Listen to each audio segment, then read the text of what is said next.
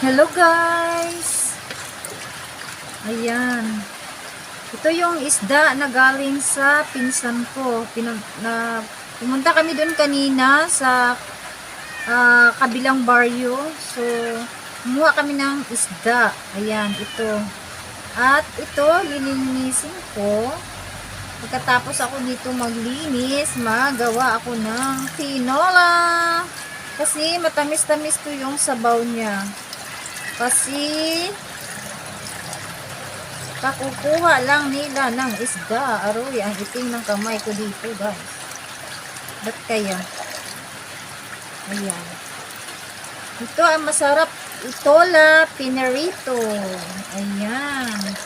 At ito naman ang anduhaw.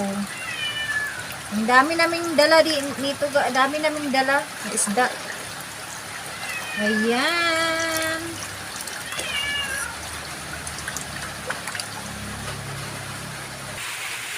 So, ito na yun. Ito, yung ipiprito natin. Ipiprito natin yan.